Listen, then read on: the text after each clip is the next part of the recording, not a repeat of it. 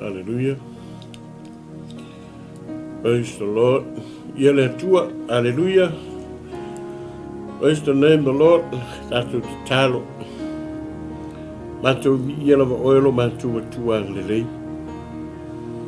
Mātou whaaftaia oel nei aso fōu ma nei tai au fōu a mātou wa uria manuia. O mātou wa uria fia le li e ono oe. Mātou whaaftaia nei aso le tua o. E tue fōa i whapopo i aso lo mātou wola. Ia e mise fōi o le soifua o lau whanau au aunau nei o mātou e o lawe nei o mātou whanau. Se aso e a towhaina e whaavanoa ilo mātou teimi mātou te o mai e se o mātou tala noa ma whaasoa. O le aso mātou vai o le aso mātou lei loa le li. E wo mono mātou taritonuina o e le anganga pa i o e te whaai loa mai. O e te musuia mai. O e fo e te whaangangana ino o mātou mutu valea mo lo mātou mutu vai. E te whaonga ina fo i o mātou tangata e whai māla vaa o lau whingalo tamā. Mātou whaafutai tele i nei awanoa o mātou maua. Le ala whai o lau whanau ma mātou o mai whaatasi. O ai lava le ri ia o i lungo nei pol ka lama o te talo alo watali i wha mole. Se ia ngale lei ma wha manuia. Te talo iau au na te tofi le ri ia i le lato ngā ruenga whai le aso ma le aso. A wale alanga ina o lo manu ma lo tama. Mātou te talo ia iau manuia. Na yo mātou mātua e o tapua i mai lawa ma maota. O walawa nei ma vai au wha manuianga le ri ia i o lato loto i so si taimi e wha longo ai. E le ngata ina manuia le tino. Ai sili o na manuia le anganga ono le whaalongo i lau upu. Mātou te talo e manatua ai le ri i le nei tai ao. Na yo mātou ainga o ai lava o whaata o toria i mai o le tino e le pu ulo ao ta mai te apatu. Ma wha malolo. E le turi foi o talinga e te whaafufonga mai la mātou wala au le ri i wha mole. Pa iatu, pa iane, pa ifo i ai lau wha malolonga e ala yo ao. Manatua i foltinao nei ainga o le no foia le no foa o le na tāpena mo le nei aso ta mā wha mole se i e a whea i lau wha malolonga le i le ngata i lau wha malolonga i mai o le tino a lau wha mai senga fo i a te ia o le ami o le tina le i le nei vai tau ma le nei teimi o le seifuanga nei i lau wha maa whananga i a te ia o uso matua ngane a meiso nai whanau so mātou ainga ono lau wala au pa ia taro ta mā anga lei mari nei tai au le ase upu a saunia ma tā pena mo le nei tai au mātou te whaasoa ma tala noa iai tama anga lei mai oe te soa soani mai oe ngang pa ia ina i whapena o na mwhaiolo mātou tala noa i lou de lei mātou whaasoa i mea na e whaia mo i mātou mea ia mātou te fia whaasoa ai le rie ai o le te talo whaamanuia mai. Whaamanuia so mātou atunu pelo Samoa le ie o loo iai teimi o whaafita uli o lu tia i puava lo mātou atua. Ai ia mapu atu i hate oe le ia iari fide mua lau fio ta mao le atunu e meisel kāpeneta ma le palemene. Ai le angale lei so mātou atunu atoa mai se wau pito i titi e o i se wau pito matua vi ia o Yesu o no losu afa. Amene. Ma amen. Aleluia. Ya, ia le tua nei tai o fou. E manatu yo le ua e ala fai mai ma o ala fai mai. Ia i whanunga le lei. Ma nei ala nei aso. Nei vai aso atoa e le i se langi le lei ngā le kimu savili tato ai i lungo le ea savili o le savili kau.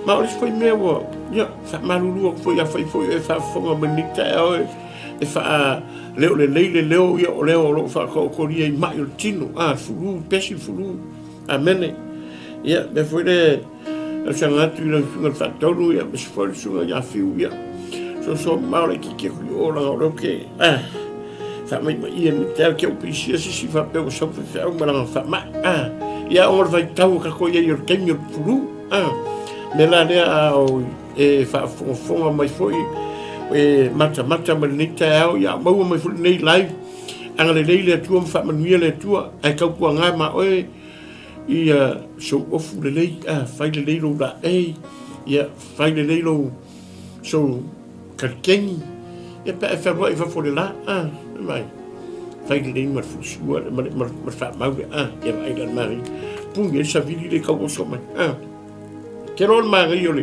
ole te mi le ka ko ia o se kaimi foi le wa e no se kaimi ka ko fa ta malai e le ngata o tatu o langa o tonu o tatu ainga a le upu foi le tua ke lo le mangi nga pe ona fa longo le tai a langa foi le o ne ya fiu por fe valia ya fiu e se le man le yo le upu le tua se pe la unga i fiu ngei o la unga nga ngei ko so mai fa tonu la unga kala kunga ngei tai ao pe alwani vai so la unga ta upu kasi ele le ele le tamau a inga ma so sio le tua amen danga ole upu le tua le upu fe mai e fou te mi e no se upu e fa pe sui ngei o fulenga ngi ko sui no po kai me ke fa longo po kai me ke la unga le upu le tua a fa manguia le tua ye ke ke fe kwala tala ya se le mangi e sui lo fa longo te mi so se kemi ke fa longo de upole tu e te la ngona e fa longo e la ye le nganga le tu ma la ye lo loko le upole tu ke la ngonga le me fa ka ye lo loko alu ne va ya so fa ta to li mai il tino fulu o musu ke fer wai o ma ke rofa ga ke wo pisi e fa mai ma lama le tai au ngofo e rungo fa pe tau an fa ka hu ko la ngai wi an fulu e fa ka hu pe ki nga sa ka pena ta pena ma tina lam tau puia au ve ko ro ke ka malo si tina ia ringa tai le ia fa tu tina ia le la wale fa tam tau ia la ngai e ringa tai mo oi I mai le kingo ia lo fe ngai fo fa no anga o ni voi vai ka le a mi tina ia sa ka oko e ala walwe me lo fa tai le tua se so se mea le lengo ka sui mo e se mea ke fa yaku e se le leio le tua e le ka kwali mai nga le tua ka ko so skemi me foi da ka ko mo ya le upo le tua pe le fa ka ua sa ka kusi pe ka maka malama le me ki kala kusi pa ya fa singo me le tua ki kala ngoa ke lo e ke la ngonga e la ngona foi tangata aise la ki kala ngoa mai ko kongo le fa tu lo loko me foi nga fa longo ni va yaso ke lo me ai le fa lu manga man nei ma mata ngo fio ni va yaso sa fa longo mai ai fa moria tu nga fa tai ya chou mo sa fa so ni va yaso mai lava ina so fu mai la so sa se ia pa ia mal ni yasto vi ia le tu e leo se me fa le ngalo tau ti ngai le ri ma le fa so ingo le upo le tua la ngona e manuia roto tangata I so skemi yo au ia ke fa ia ku so skemi pera kiki kam kiki a fa so le upo le tua lungo le e lo e selma ma ngi da so su la ke fongi o ke le kero me ai fa le nganga sa ka ai me foi le ringa la yelo ma fa foi le Lascia nga ole la lo langi e me mau lo kola ke ma fa penga ke le ngo fai lo fa ngau ma lava yanga ka longa ko ki o ye ai o me ku ko wola ma ku lo ko kemi a ko e serve ai nga ringa le tu ma serve le tu au nga le tu e lo fa lo longo ma ni va ya so o foi ni tai ao nga lu e ku le sunga fe valia ya fiu le tai o ka se fa mongi e ingolo toloto o ngo foi le anga po su ela tu si le vai ya so mana po o fa ya ku kinga po le ala nga kusi ele ta o me kinga nga kusi le o sawa ele lo tina po la nga kusi fa ka ngo foi e me nga tu si fa ka sawa so songi ala la o sau I se a faila le ka ko sau I ka fa se su ela tu si masan amen ke lo nga fo boy lunga ka ko kako kusi ma kako autu. Ole Filipi e tolu. Amen. Filipi e tolu ia ngai fai upunga e kako kalkalangoa ai ma se o kako whaasoa le makauki o le atua. Fai meile ukara o le tusi. Mo whaale au ngaina mea uma. Tau o Yesu e ori ori ai. E nau ia. Tau o Yesu e nau ia. O le mana onga le apostolo Paulo le kau fai moi. E mana o Paulo ia wangi o kako koe nau ni mea o le lalolangi. Lango mea nga fai mai Paulo o sa iai o. Nga iai. E inga wa wheliwa inga le atua te malo. Nenga lenga mangha o ka malo inga ia. Au mai tangata, makau mai kangaka, makau wakuronga au soo, mai maulonga kaimi o. Le lau kako fai kau yei makako maka i le tusi le apostolo Paulo le i le tusi a Filipi le fai mai. O usoe, o mea nei watutoe, ia o tau ori leri, e le se mea o musu ai o na tusi atu ia lava mea ia te o tau. A o le mea tau te saonga le muai. Ia o tau i uli, ia o tau i e whai ngā ruenga leanga, ia o tau i e wakata to meina. A wā o le au pera to meina i tātou, o e au na i le atua ma le loto, ma le mita i a kerisa Yesu, ai le wha atua i la le tino.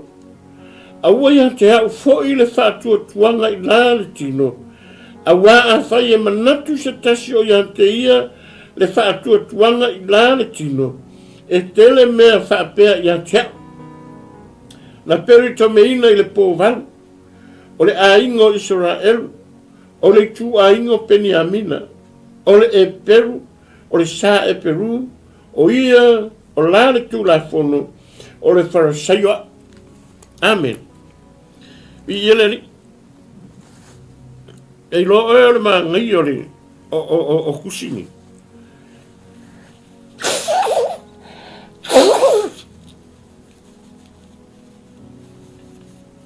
E ele manga onga ka malo pau. I la ule fai tau. Ma la ule mata. I la ule suenga maura ngona.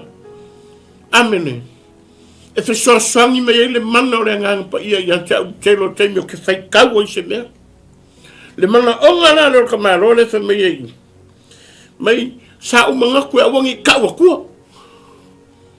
E kolua me ia fe me ka malo. Amen. Amen. Ma ia o tau iuli. Ia o tau e whai ngā ruenga leanga.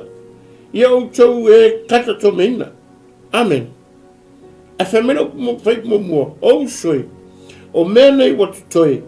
Ia o tau ori leri. Ele se mea o musu ai o na tusi atu ia tau ia lava mea. A o le mea taute saungare muai. Me vai. O le mga ngora Paulo. Ele mga apolo e koke oe e koe mai maul kou kaimi e whai a koe le mea, kasi al mga ongat marori o le servo le kua ia mangu maro inga se nganga mo le atua le kako ngaruenga ngā le whai taiminga i le kako ke iei o le kako ngaruenga o lala ngaruenga ngā whai e reise se whai se ngaruenga e ngoma se mafuanga e au noa foi ma se mea e fokosi ai le mafau le mea lai fai. So se mea lava kako ke whaia onga o le atua, kako ke whaia, kako ke manga o mia inga ia wheliwa ina i le tangata. A whai kako ke loa, o le whai kako ngarunga i tangaka inga i ko singa mai. O la kako mele kam whai whai. Kam whai au mai tangata mai le lalo langi la iei. Au mai ka kongo le whaotanga ina ia sauwhangai lo le whawhau. Lango le manga onga o le atua. O le mga onga foi o Paulo le iei. Mai Paulo, le sea ngā kako koe oi, mai ia kako ori kau le ri. Au i kako koe oi, koe mai mauku kako kaimi o le kaka kau whaaleanga. Kaka whai ngā ruenga leanga. Mai vea mea rei o whai upunga. Mai, o wangi pei o koua. Vai a o konge ke wa pei o koua ngi uri. Ia ngau mam lama iuri. Ole ulo sa mo. Lango ole kala tuspaya. E pei kako o ngi uri. E pei kako o maile. Vai. E pei tatou e whaingaru ngareanga. E au tau pei o ta kata to meina. E ka kaunga whapa i inga kako. Kaunga whapa i inga oe. Whingā ngaro lea kua le kako keike. E manga o mia lea tua kako. Inga ia kako wola ma mama, ia kako wola le lei. E le whina ngaro lea kua kako ke whango i anga sala. Pea whina ngaro lea kua kako ke oe whaile leanga. O le whina ngaro ai o lea tua ngā mai ai kako. Ngā mai kako inga ia. Inga ia whaile whina ngaro lea kua. Inga ia kako kaungu le langi. Ma le ola e whakavau. O leo kako ia le pai kau ngā le alanga o whaoltanga. Ma sei kako au mai angia nganga o le lalolangi au mai o kongu i whaoltanga. Se ale o ngā tangata ke mau le lalolangi uma e mai mau. Mai mau e longolo. Lea la fo ngā lea ringo whaia tala lea ke le peo kala paulo. Kau o lea li e ori ai. Langa o kau kako ori. Ori le li o lo malosi. Wai. Ele le alu lo malosi kako ki ori ai le kua. Ameni. E lo mo kaka ola fia o le kangaka e fai mea ma le tua kaka e lo fa kua. E fa kua i langa me fai. Ke lo manga e foi ngara o ngara kuspa ia fa me kuspa ia kawanga i se fa kua. Ale ai se fa tu e le ma fai o nga fia mai le kua. Fa fia mai le kua i kia pia fai o ke fai along fin ngalo. Ale se fa tu. E mai maula kaimi. Ale se fa tu po le ale le leo la ulaunga. Po le ale makau kio la ulaunga. Po le ale le leo la ufa soa. Po le ale le leo la utala ingai. Ale se fa kua. E mai maula kaimi. E make ai se kaimi. Amen. Ar ka ua ka la paulo fa mai paulo e ka kaua ngai ska ko fa ko pei la ka ko fa ko e pei o le fuos napi o ska mai me kikia ala me manga o po mai ia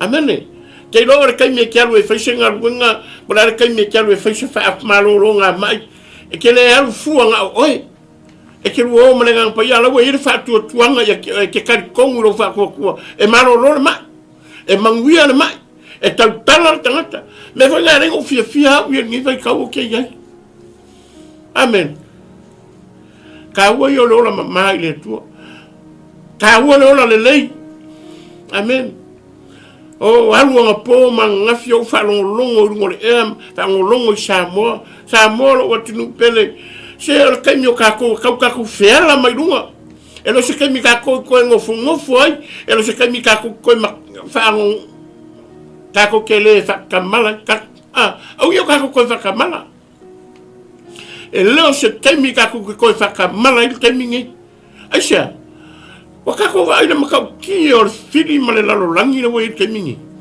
bolei longa se vai pangoa e awala mai il fili ma oso mai il fili Karo foi nga kako fanga o pia foi lo ta o ye fe au karo foi nga yo kako ainga la fa no longo mo yo ainga la fa no longo mo ya wo la fa no longo mo la fanga pia foi o kele ka o ye fe au le ola le fe au le ola le mele le fe mai paulo se sa o manga ku ya o ki ka o ye o ko le mele ke manga ka o ai ka o mo le inga yo ko sanga le mu aku se si ku na kau wa kia ko ngai ko lo ko wolai ngai ko mangui ai amen awongi pe ka ori leri ka wa fia leri fa ngalo wolanga fa ngalo taimi fa ngalo tangata le lei malo tangata mangui ngai e ke au ngai le ku ori le tu lo malos fa ngalo malos ke ori leri awar fa ngal se lo malos ke wa ye fa de me I enter there so there's nothing elo mo wa sevi ingole ko ke lo ole ala le ngali fa kau inga ia ma wa lunga sevi ingole ko ameni awongi peka ko ongi uri awongi peka ko ga ka fa ngal wenga lenga Awangi pe kako ngaka ele fa mai ngam kaka pe ele fa kawainga ni mele lei. Ia fai ta tau makangaka le lei. Kako ke au ngai le atua. Awangi pe kako wa mea ia kolu le fa mele la paskolo pau. Ese le mangia. Kei loa maka kurunga le ele ngalo le merengu fa soa I mo muel. O tolu vai aso karuai. Ai whairo mar wha masilonga o malo. Sunga pare mia ma. Kua foi mo fa soa mo mole. Tolu tu na nau. O fa nau mai lang sala. Matua lang sala. La me fa ngau mai. Fa ngau mai loki. Pako vai ele mene ye solo nga hoki le ye. Aisha. La ngau makua lang sala. Nga fasio kia. Ele yeses. Nga hoki ya nga ia o me nga fai nga ngofo ma fai. La wa makua lang sala na. Le kui nga ngau le nga ngau ngau ye. Nga ngau I me o fuala au fa sa inga. Lo sa mo ole uputusa. La ngane kako ke whanongolongo. La kako ngaluenga le fai. Le kako ke kakalo I le kua. Makangi I le kua wasa mo I songa manguia. A wasa file mu mo sa mo. La mene kulai mai. Alo wa maliu leo. Alo wa maliu leo. Alo wa maliu leo. Alfasiri, aisha. Nga fasio ke sis. Kanya le ya. Ala ki whanongo ye. Nga maliwa. Me wo whaarongo aku. Me o la ngona me sa ngau yai. O le mangao I mea mangao yai. Lera wa koreng kuinga ngau lea. Me sa kuinga ngau yai longa loko. Kuinga ngau I me leo ngā. Kuinga ngau whala au whasainga. Lera mera. Kor kuinga ngau wha ngau mo ilanga sala. Wanga sala le loko I mea. Menga renga kango e fai mea. Me fai ngare ko ke fa aie ko kero ngaka yo. Wo soro I. Wo le ngofo le lei esha. Kuinga ngau. Le tui na ngau le ma fai ngaka fiofi kuinga ngau le ngaka kuinga ngau le kingo. Le muri lua ma fai kaanga. O le ifo I tupua. Fai mo le mole Samoa. It's not about church. It's not about a religion. About winning soul. Ele se loku, kako kele sao le loku. Kako kele o faife au. Amen. E kele sao o au. Kei loe amang malo hinga o e mo le kua. O le kaimi e ke marama lama I le kua. O le kaimi foi e kele ina walu le kua. E eva ia lau mai le kua kei loa. Ma ngai ia whasoa I agree le whasoa se taso tina ngafi. Nga makuai malingi o loi makai sea. Langa o I langa manguia e loko.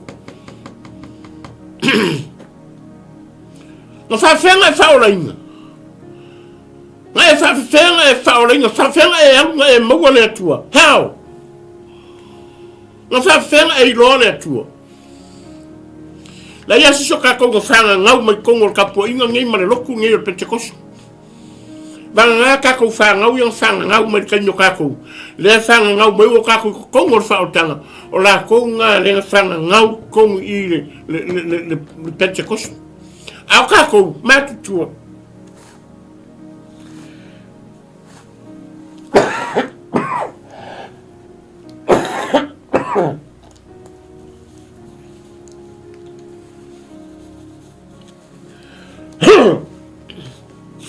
Excuse me. Au tātou iang matua. Kako whangau umama iai e karesia. La mo sa. Ole meka kisi. Loku ia wale vanga iai. Ka iki. Ainga wa wheli wa inga la ele atua o kako kangaka kuai. O kako kangaka la mo sa ia. Kako kangaka ka iki ia. O kako kangaka roku pope ia. Inga wa wheli wa inga la kako ele atua. Mai menga o kako iai. Le wakako o mai wakako mawar whaotanga wakako kalea Yesu e whai maali ma whaola I o kako loko. Le wakako iai le vai kauni. Ese mea wheli wa inga I tangata. O le sikakanga li liu le pese, o le sikakanga li liu la unga, o le sikakanga li liu le mori mau. Isaka li liu le upo le kua. Ese uma mea ngā wheniwa inga i tangata. Ngā wheniwa inga i lau wa ai. Ngā wheniwa inga i lau whaalongo. Amen. Awa ese la ma wa ngau li liu le pese. Ngai pa au ke leilo aku whaife au e leilo aku sasi. Anga o pe senga la sau o nganga li liu alo tangata i le ri. Ngau whaalongo i pe senga. Ngau savarvani aku kongori i vai vaseuka. Menga ila Sinclair a maka de loku Pentecoso ke laku ke ki fanga voia kai lusu senge ia kipi uko de vaseuka every day o ke sawa yo ke ki fanga ke fa longo pe senga ye ngula wala. Amen. Ai nga koso ya ele atua o kalinga ke fa longo i pese ye sabali ke ki fanga o la kulise so wa fa yai o ko ngofo piko kua. Amen. Ai faile vala au fe au. E le pese le pese nga usu o inganga makua kala ye le tua pe makua risua vai ro loko. Na unga fe au keri makua se la unga fe au a Paulo mengo makua o upo le pese nga fa longo ai nga feliwa inga ro tangata. Amen. Fe mai le pese ma upo le pese le. There is room at the cross for you. E yailo wa vano le sataro. Lele leva kako fa mga kunga le maliu ma to chuo Yesu. A upunga le pese ma le pese nga fa mai there is room at the cross for you. Oi le fa mai ya, le fa sesi, le fa mai ya.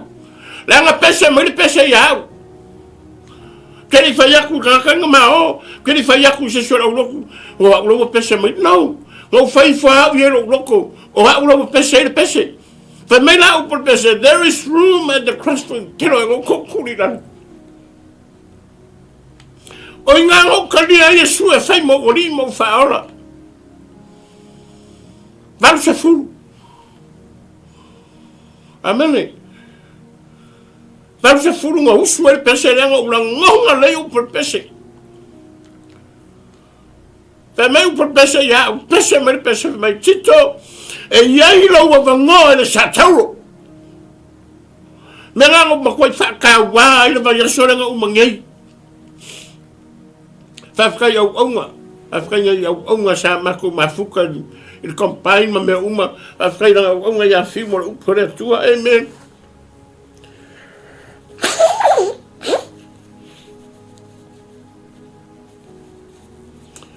Te lo e sa moro o tinu pe.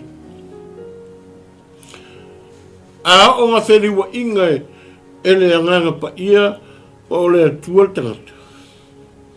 E fiu sa kangi e koe felue pe a mongi lo walu ileri. Langa e langa malua lua ngō fiele skangaka. E langa foi ngō fiele skangaka. Vai, se e mo i o ka kou leo langa ne kaku kei. O leo langa fe mo wa. E kasi ana upu e ka fia oi. Ngā o le tu mau se ia ho ona e wha o lenga. Po o au me whai ku mau. Po o au leanga whai ku mau. Po o au me ke whaia ku mau. Pe ke anga sala ku mau. A whai wa umanga e karea Yesu e whai mauri mo wha ora ku mau. E le a ko o koas kangaka.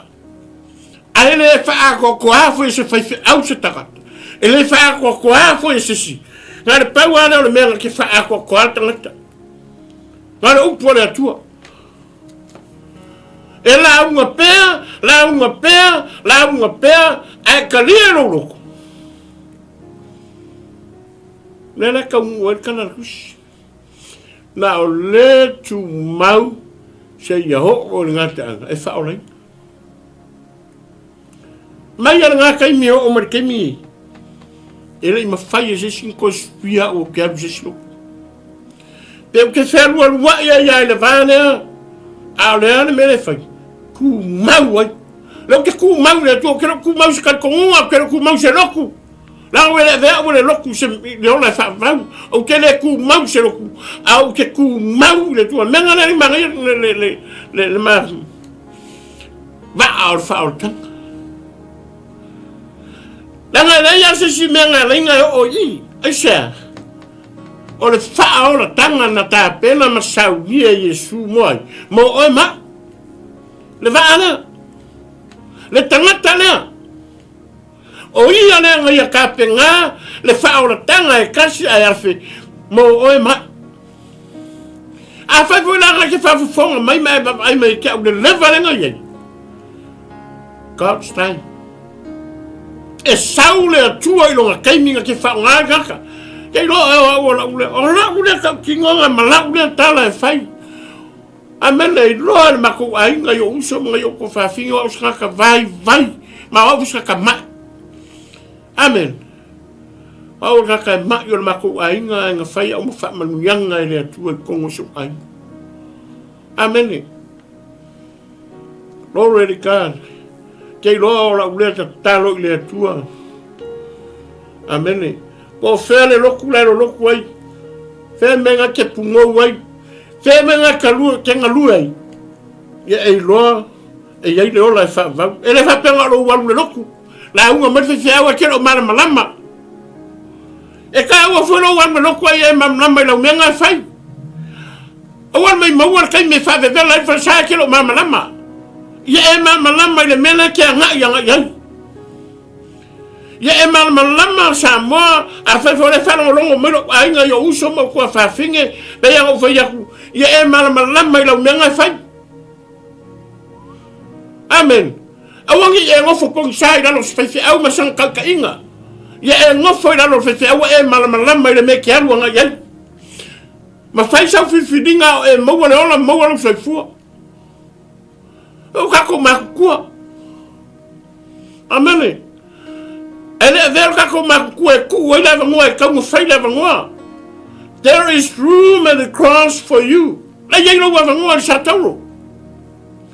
La le mea koe me maua le kaimi. Ori le ri ro manas. Se wala vale tu e ke ori e koe me maua le kaimi i meleanga. Awa koe me maua le kaimi meleanga. Awa koe me maua le kaimi le laro langi a walen kako menga maua ai. Ele ai ma se kako mea kako o mai ma kako. A over kai mi kako ke o ile kua. Kako ke o ele ai ma se mea. Awalange ngalo ya ero wa inga fa fonga mai. Fai sau filfilinga kai mi ngenga ki soi fua fa ke mai. Fai sau filfilinga. Langa nei sau filfilinga ko fai el kunga mau. A e ola ma soi fua. Lo ka wa kua ya ke. I never a war of friends whoever la falo longo mai. Au ela ngona mai lo leo. Fai sau fifiringa. La o ina nga feri wa inga lo wolanga ele atua. O inga feri wa inga u le pese. Ke la ku ki fanga la ku fai ke ngi pa au ke la ke la kala maka mila ku kan kong lo kala fai. I pa au ke nga ni fasanga. E lei loa aku mastangata. E nga o leo e saude a wala e momoli mai leo a wala. Au laku la kukongo ngo farpiko kua e pese mar pese ngo fa pei fa. It's me. This is my time. This is my time for God. O inga o la ngona i upor pese fa mai. There is room at the cross for you. O yailo wa no el sataro. Kele misi. O kele misi. Inga wa wha malama mai le au nga.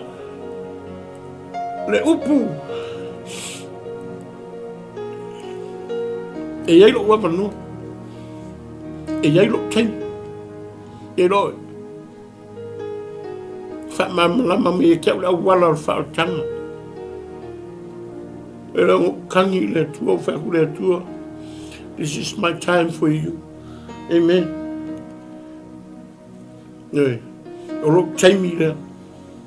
Orok taimira. E nei se skaimi. O le mea fo ke whaftai ia uia. Ke whaftai ia ule atua. O le sa orok taimi kei lola oe. So se kaimi ia e whai ia umeo ke katkongo au le kara lea. Ke whainga so oa tara lea. E sa ule atua I longa taimi. God's time. Ele saule kua I saukaimi. Ele saule kua I saukaimi. E saule kua I longa taimi wa umanga ia. A kau whainga.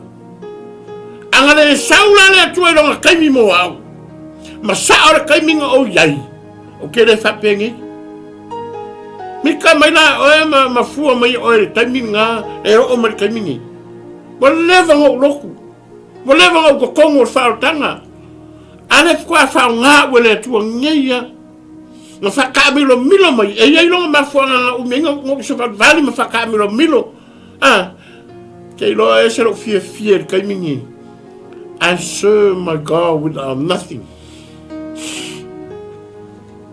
Amen. O fie serve lo watua. Aya. E dai se mea pe ye se mea o ke fie serve lo watua. Malesi mea. Ke lo ka kongu pa iene. Ka kongu le mana le ngang pa ye ke lo. Ele kusi. Oh, ele kusi ngi la uma. E o ale me na fa me kusi me mo kusi me lua kusi me ko nothing. Dai se mea. Que uma ka vo que lo kusi. O que ai vale kusi. Que lo foi va senga ni ai ngo me ya ka mai. Que lo. Ela ka kalo le tu iso se kemi o que fa so ai mo se kemi o que sa o le tu nganga pa ia. Era ya si me ngaringo sau a fa yo nga au mai ya we fa nga mo le ku fa nga we fa me fa ngarwenga fa kala lo nguko fa kaukala fa kilo ma kai u pura le tua ma fa ma lama mai au ma fa manga lo nguko kaukala. Amen. Ke lo ya o fa ngana o le ko se me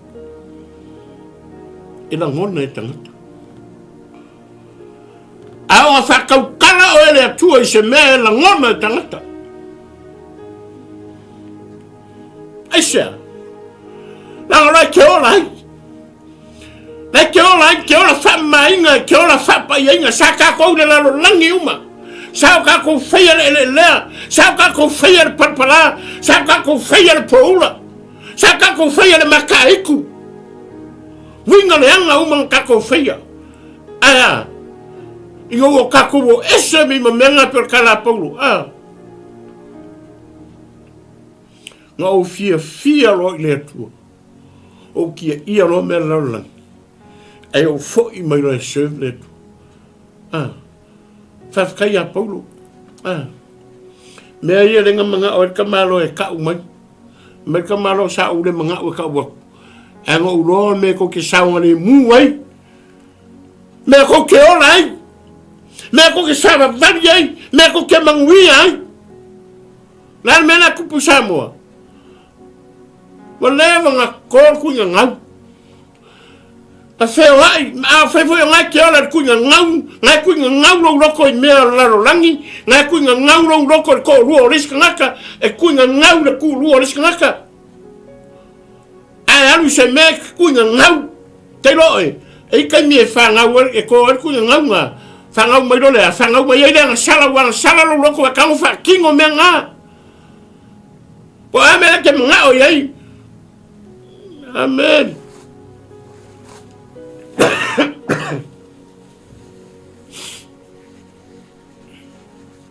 Awangi ngalo ya oe a ko kuinga ngau o fa ngau lang sala. A ora nga makua lang sala le. O le ale umi kalu nga makua lang sala le fai ngi ka e so ka ko waku. La le umi kalu nga fai no na kupu ma le fala fa sa inga la le sa mo le roses. La lo makua lang sala. La wa fa ngau le oki. A fe oki. A fa la mai wole. O anga po fa long koi. O mali riu mai si sai kongo para menge. O kanga kamaros. Ala o mali riu mai si miska. O ka ko va ai le mena makaukia le kupungi. Le anga sala le o makua. Le o makua le sala le ringa la o po le kua. O ese mai riu mai le anga sala ai foi mai le kua. Le kua le tua ma bala au ye so uma. Na wala au le kua. O mai I ko ke ola ai. O mai ngai le piko la, o mai le ku au la, o mai le ku kaua la. Awara aku foi ngare ku nga ku kele mungui ai. O mai I la kaua la au asko ingo o la uli. Le kapenga kamar pale mengi la ku ala uli mo la au. Samoa. O le mungui ala Samoa. O le mungui ala Samoa la mena fai. Kele au lo koleanga. La kupu le kuinga ngau. La wa makua ai malanga sala. La mena wa kupu. La wa koe fa ngau ale oki. Amene. La wa alu ale oki. Alu ale maliu.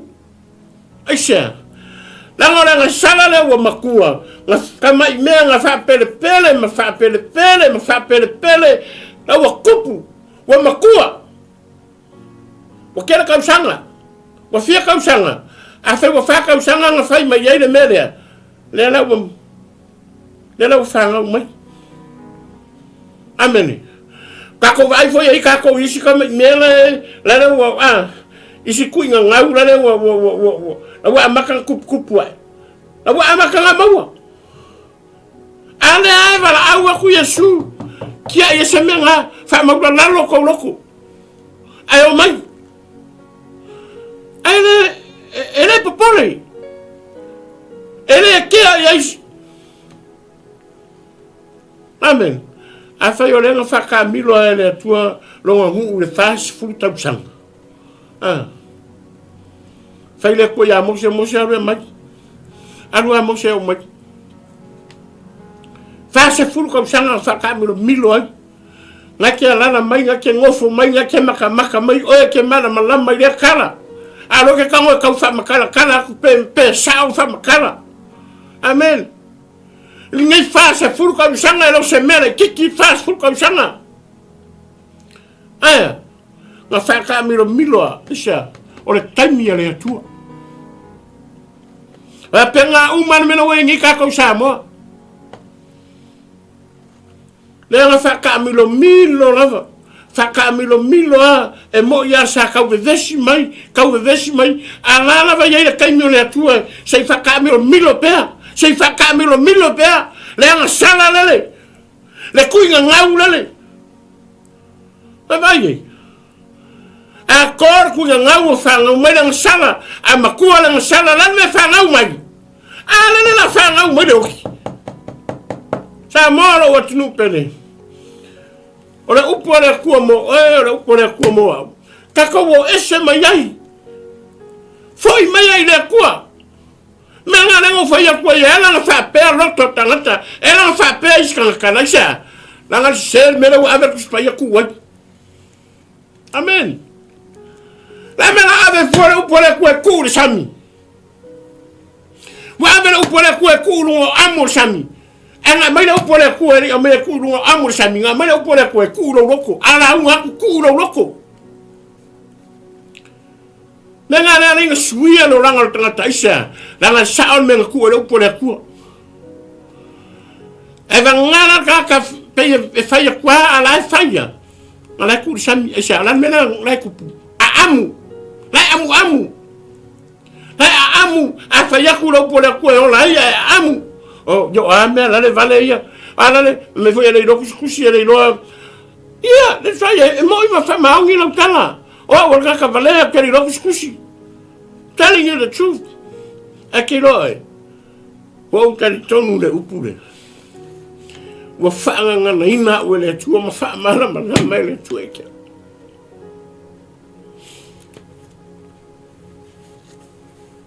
There is heaven. There is heaven. Ilo le whawa. Ama. Lo ahinga. Ilo le whawa. Le ola foi e whawa. E leo se mea kau whaafefe ia oema. O se ori foi. E leo se mea kau whaafefe. Ae ngā whaia se ori. Mō re ka ngaka whale makau. Ma ka ngaka le fefe lea la. Lea la. Ngaka sa ola le kui ngau. Lea. Lea ua makua le ngasala. E o sawa yo. E kasi ar kali. O fe o yai. E o se ori. Aisea. Langa le isa whiwhiringa ngā whaia. Ya fifiri nga whalongo ai tala wa kupu mea wa vange runga lo makua lang sala mali liu lo. Lau whangau mai le oki aisa. Whemele oi, a wo sa ai se ori. Angar kan sao nga. Langa nesa fifiri nga whaia. Ala wo kau ke kioe, e le iai sau fifiri nga koe whaia i runga kunga mau. Ola kai mea ke oki ai, wa umau la ngona, wa umaru malama, wa umaru wala. Wa umau ma whauwhaunga le koe ise mea. Ar kai minga ka oko i runga romuanga, ar kai minga na kau nga whapeaku le kua. O aule nei mo oe. Wa ukaria oe. E mawara wapanga. Pei opa pese. There is room at the cross for you. E yei no wapanoa. Lewe ngoa ngā lo ke saafi ai nei. Lewe ngoa ngā lo ke mangui ai. Lewe ngoa ngā lo ke kanga kawaku ia kewe. There is room at the cross for you. My friend, my family, whoever listening my voice, there is room at the cross for you. Ei, ai lo wapanoa i sato. Ai ke manga o ngia vangoa. Ele kuua na vangoa e anu. Ele fai se taro. Fa pei fua o ele menga ki ngo foi, le fe menga ke maka mo ya fai e mai. Fai sa filinga o e mai. A fe wa e matua lo so fua nga ki ka oko. Wa e la ngona le upo le tua. Fai le kua. Au e ke fai mai ke fai le kua. Kau kingo i le tua. Kau kala i le kua makala ngoa i le kua. Kau le kua le menga i roko. Amen. Angor kai mea ngau whalongo le pese. E riko e sa vango kua. E ngau walulo e karia le upura langa ngau loa. O le pese la warenga sau ma le upura nga sau mai. There is room. Ola, longo miko. Ola, ai peko e paulo sa vango nga mai moa. Awana me mongia nga whapeo ke misi la vango rea. No more tito. No tito. E reo kere ngofu aku i. Yoi. E nga au la ngonga lo le upo le pese wha mai o la iei lo wawa noa le sātau. Nā la renga. O au la renga whakau kau runga le sātau. O uleanga, ma o uleanga nga ave umai runga Yesu runga le sātau. Runga whata upe whata skelo ane makau ki o le mere. Nga mariu Yesu whata sima oi. E koe ku mangu malo ma Yesu la so koe ku mangu malo mai le kako fa maku. E kako mangu malo mai makako. Le kako ke ngofo le kako mangu malo koe makako wisa. La mo le tua manu malo. O nga ka wa ngwe le ku mangu malo le se ku fa yo inga e lo se ku oki. Au le ku ola mar ko le tua so fua o le tua manu malo. Le kako pese. Manu malo, manu malo, manu malo, manu malo. Wa vai mario por pes. O le tua manu malo, e lo se ku fria inga. O le ku nga ya fria me sili mo oe. O le ku la ya mele mga o le ku e ka mai. La ya mele o le kena yo mele mga o le ku se fai lo me ke o me ke mangui ai. Le mga o le kua kia aru ese mai mai ngāre menga ke ngofoi. E ke le mangui ai. Aru ese mai. A e lo ngai lo le leile menga ke whaasanga iai. E le o mangui alo loto. E le o mangui alo wanganga. E le o mangui alo wa ai. Just walk away. Amen. Ke lo kemi ke kaukalai. A e lo e ke le mangui ai lo whaalongo mai a keu. Ai lo ke le mangui e lo fa ya ku ko kai ka ku ronga just la fa ko ai makala fa ko o ke le popole se tangata but I care about my God. I don't care about the people. I don't care whoever walk out, but I care about my God. Na ro wa no ke le manga misi lo wa no o uma fa le tu lo wa no. Me ngau ke pese ai o le vi inga o le atua o ke pese ai longa vi inga e maua lunga longa vi inga o ke pese ai e wha mua i a kia o le vi inga o le atua aisa wa o i loa o lo manuia lea le vi inga o le atua pe ula mai tangata i a kia po ai e whai kia o mai le whainga o le vi inga I don't care. I never care. but I care about my God. Amen. Sa moro wa tinu pere. A fa ye se upu pa o papa i lo fa fo angal ni tula lesu. La mo upu le tu le se upu kiko. Al mea yo le lo fa mo ya fa fo le fa fo ma sa moro wa tinu pere. So ka ko ku sa mo le a. E lo seika. O a upu a ka ko la unga o fa fa ya ka ko la unga pe fa ka ko kiano lo fa ya sa mo. Fa fera fa ya kwa ma ko kala pe fa ko ke fa me au ngale ku la o le ku ngalu ngale fa o le ku kaimina fa fera na ave u po le ku e ku e pe nga ko i le ne salu ila lo se ka pe kale u po le ku o le u po le ku e fa ya li lunga ma ka lunga le u po le ku le me fina ngalo le ku o ese mai ngal sala o ese mai ngal sala o me ka ko fa ya le me na fina ngalo le ku. Amen. Ole ana me finga lo le kua. Ola fa mainga. Ola fa pa inga. Amen. Ai e fa kua ile kua ke ola. Fa kua ile kua. O ka ku ki fa lo lango tangata. O ka ku ki fa kua tangaka fa pe ka mo me ka ku me. Wala. O fa mo ka la no ku. O fa mo ka ngaka ke o ki ai e ke fa inga ai e fa lo lango le ku ma fa mo le ku ke no oi e ke manguia e ke ola e fa ku le ku ya ke e ma fa de le pe ka mo fa mo le tu la nga le si ka ko wala langi sa mo le si ka ko wala langi fa me Yesu. I am the way, the truth and the life. No one's come to the Father except through me. But very man, you look for that one. But when you hala upumoni maleola, ele alwa kwasi kasikama. Pea we may eat. We may fair. We may Yesu. Melale wo fa ko ke sa mo ke fi ke ka walu ke fa lango fa pe ke so o riskan ke olai pe ke so riskan ke manguyai. I'm telling you no. Nga me ke fa ingai mama wa ko ma oi. La mena wa ku. Wa ke nga mawo u maka ko ngi a fa ila nga ke ola le maka mo mo ka ola le maka o fa yakula stel kala yakopo mai fe ka o mamisa. Feme mai fe vai inga, feme mai mi sanga a inga. Wa misa fanga, wa misa makua, wa misa ngu, mai fea. Mai loko, mga onga, elea, leanga. Kele nga la unga ngai onga, na me ke popona i fueres, na me ke kango i fue fai kalores. Leo kako ya kuala ka mai Yesu anga faya nga vai vainga nga faya nga ku nga ngau nga faya nga sala la makua runga